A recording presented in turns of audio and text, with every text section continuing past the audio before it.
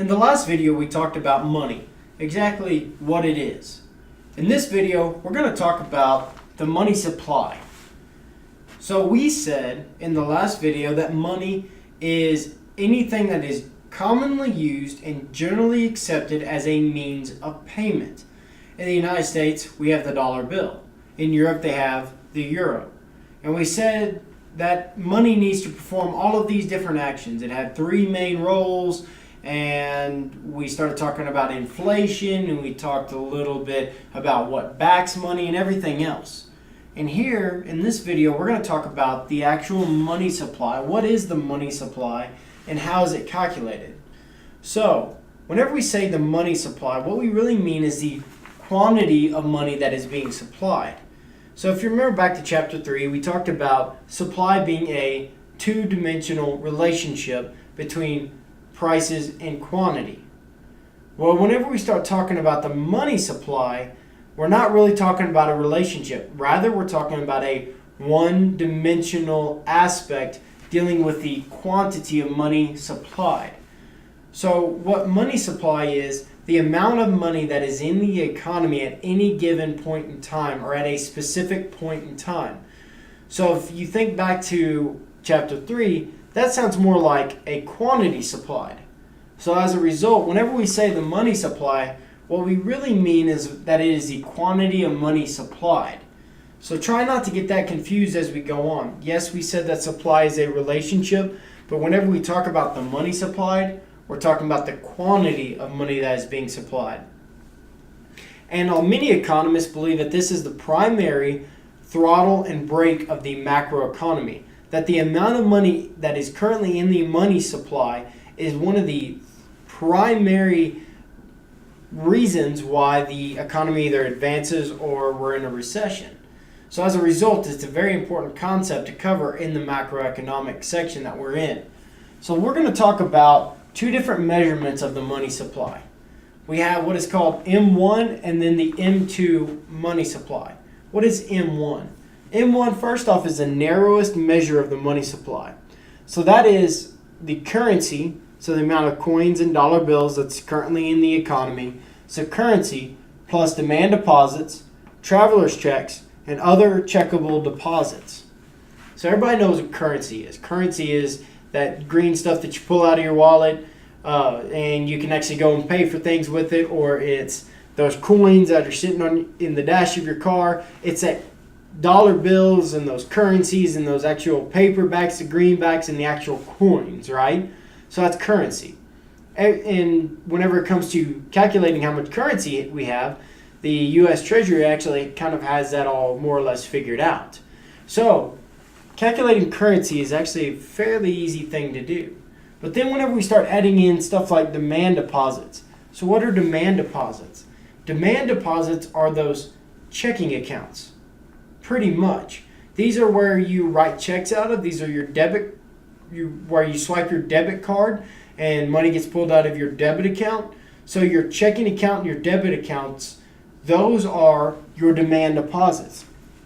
Why are they called demand deposits? Well, they demand funds in these accounts before you can go and start swiping your card anywhere.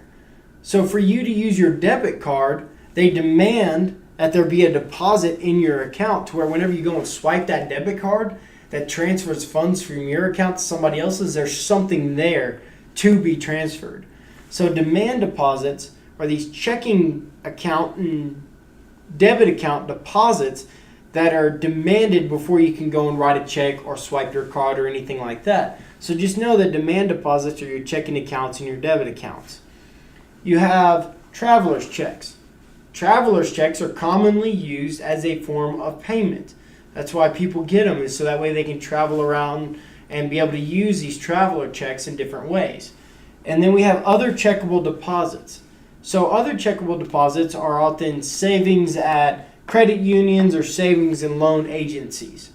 So it's these four main things that kind of constitute the M1 money supply. Why are all of these considered in the money supply? Well, they're all aspects that are commonly used and generally accepted as means of payment. So you can pay for anything, and it's commonly used and generally accepted to pay with currency. Or you can write a check or swipe a debit card, and it's commonly used. You can pay for stuff with the traveler's check. You can pull money out of your savings at these credit unions, savings and loans agencies to pay for stuff. As a result, these are all aspects of money in the United States. And then we get into M2. So M2 is equal to the M1 that we already discussed right here plus near monies. Well, what are near monies? Near monies are financial assets that can be easily converted into cash. These are different aspects that you don't really use to pay for things, but rather you convert it into cash before you pay for stuff. So what constitutes this? Time deposits. Time deposits are basically your savings accounts, money mutual funds, and then certificate of deposits. All three of these things, think about it. Have you ever tried to walk up to somebody and pay for something using a certificate of deposit? Or maybe you owe somebody $1,000 and each share of this money mutual fund is $20. Do you try to pay them 50 shares of the money mutual fund? No, you don't.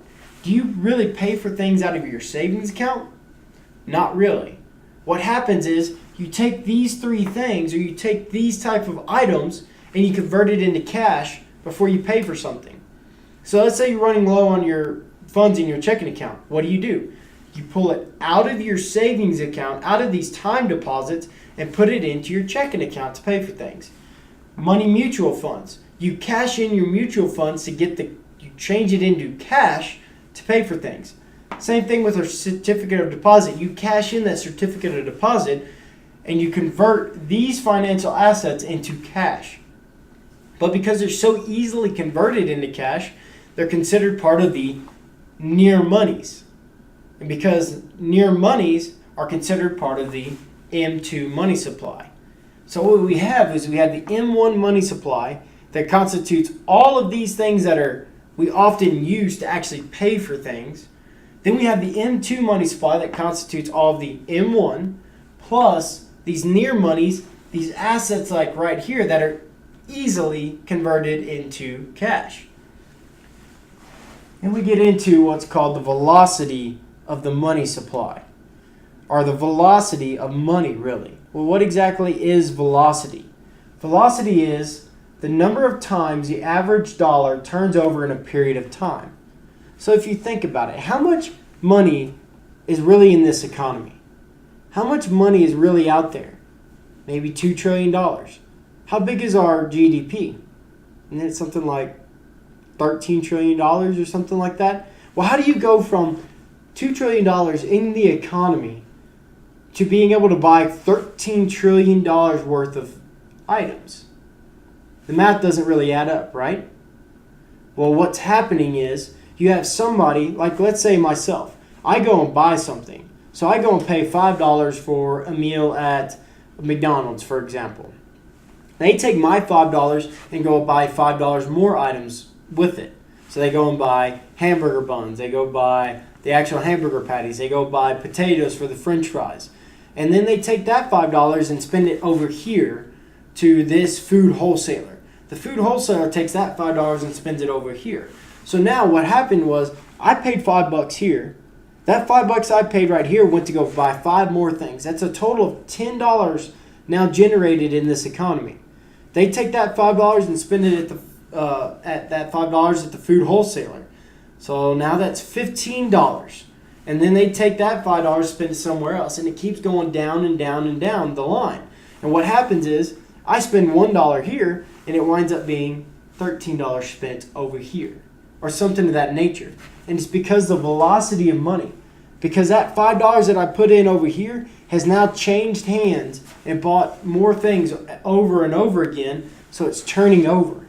So velocity in an economy, as far as money goes, is the number of times the average dollar turns over in a period of time. How many times is that $1 that I spent going to keep regenerating more and more for this economy? So the M1 money supply actually supports an economy many times larger than its dollar value. And that's why. It's because as consumers, we spend money here, And then whoever we're buying that from turns around and re-spends that money over here, and it just keeps circulating and circulating and circulating all the way down. So, in recent years, the velocity of money has sped up in this economy. How is that possible? Well, it's because we're switching to debit cards and e-banking. Whenever you go and you swipe a debit card at, say, Walmart, you go to Walmart, you swipe a debit card, funds are immediately pulled out of your account. Immediately, they're out of your account, out of your bank, and in somebody else's account, in somebody else's bank, as soon as you swipe that card. So, you go into Walmart, you swipe that card, they take $50 out of your account. Now, Walmart has that $50.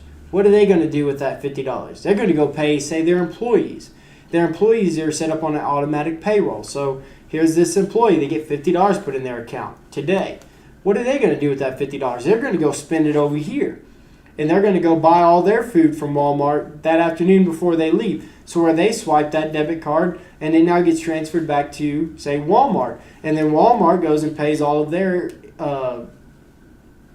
where they bought all the food from, their wholesaler. And it's an immediate transfer of funds right there. Maybe it's set up on a direct deposit and they pay that. And now what happened?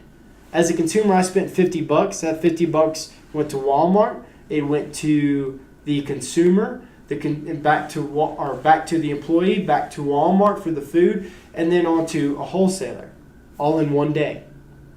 Now that's kind of a hypothetical, unrealistic scenario, but let's say it's true.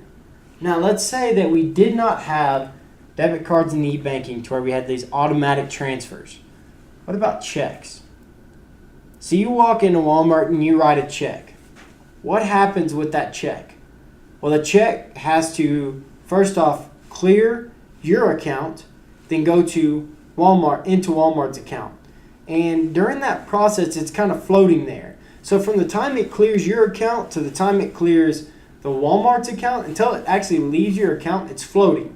You can't really spend it because you've already spent it. It just hasn't left your hands yet, more or less. You've signed that document saying, here's my money, but I'll give it to you in 24 hours when everything kind of clears up. But you can't really spend the money because you've already spent it. So it's kind of floating there. It's kind of in limbo. So what happens? You write a check to Walmart. It takes a day for it to go to Walmart. And let's say it does take only one day and it clears their account. Now Walmart takes it and pays their employee with the check. Now it takes about a day for it to clear Walmart's account. And then they turn around and once it clears Walmart's account, that customer or that employee then goes and spends that $50 back at Walmart. They write a check. It takes another day to clear the account. And then Walmart turns around and writes a check to the wholesaler for that same $50. It takes about a day to clear that account. So now what did happen in a day using debit cards and e-banking has now taken 4 full days to do that through the use of checks. So velocity nowadays, the average times that it's turning over, it might turn over 2 or 3 or 4 times in a day now because of this debit cards and e-banking. But with checks, it would have taken, say, 4 days for it to turn over. So because of the velocity is speeding up, we actually now need less currency, less money, actually money supply in the economy in order to support actually a larger economy because that money is turning over a heck of a lot faster. So now we have the Treasury who doesn't have to print as much money. Not everybody has to actually hold on to as much money and they can spend it faster. Which may not always be a good thing. It's kind of like me. As soon as I get a little bit of money in my pocket, I want to burn a hole through it. Or it starts burning a hole through my pocket and I spend it all. So anyways, velocity of the money allows us to take a relatively small money supply and create a very large economy out of it. What about credit cards? So we keep talking about debit cards. And we talk about the money being anything generally accepted and commonly used. But here's the deal. You use a credit card as a means of payment, right? It's commonly accepted. It's generally used here in the United States. So you would think it'd be part of the money supply, right? Wrong. It's actually not part of the money supply. Well, here's why. First off, credit cards are definitely not part of the money supply because it shows a loan. What it is it's showing that you have a loan. So if I had a $1,000 credit card and I've spent all $1,000, that means I now have a loan of $1,000. But in no way is it proof of deposits. In no way is there a proof that I actually have that $1,000 in my checking account or a savings account. There is actually no proof of that money being anywhere, but rather there is proof of a loan. So just because you spend money using a credit card doesn't mean you necessarily have it to back it up. So as a result, you're spending something you don't have, more or less, and as a result of you spending something you don't have money. So if you don't have that money, then you can't consider that part of the money supply. That'd be like saying that if credit cards were considered part of the money supply, then any home mortgage or any car loan or any student loan are now part of the money supply. It's not the case. A loan is a loan. It's credit, but it is not proof of there being actually any money in that account. So as a result, credit cards are not part of the money supply. Well, what about debit cards? We've said that debit cards are. Well, debit cards are nothing more than electronic checks. And as we mentioned over here, we have these demand deposits, which are the checking accounts, these checkable deposits. Because for you to swipe a debit card and for it to clear, that means that there is funds on the other end to actually be able to transfer. There is proof of there being funds in that account for a debit card to go through. There is not proof that there are funds in your account for a credit card to go through. So as a result, a credit card is not part of the money supply, but debit cards are, because debit cards are nothing more than electronic checks. So in this video, we talked about, first off, money supply. That it is not a relationship, but rather it is a one-dimensional, one point in time quantity of the money that is being supplied in the current economy. We said that M1 is the narrowest measure of the money supply and includes anything that is commonly used, generally accepted forms of payment that you actually use to pay for things. We said M2 is equal to M1 plus these near monies, which are financial assets that can be easily converted into cash. We discussed the velocity, saying that the velocity is the number of times the average dollar turns over in a period of time, and that we have a relatively small money supply, but because of a high velocity, we have a relatively large economy. And that credit cards are not part of the money supply.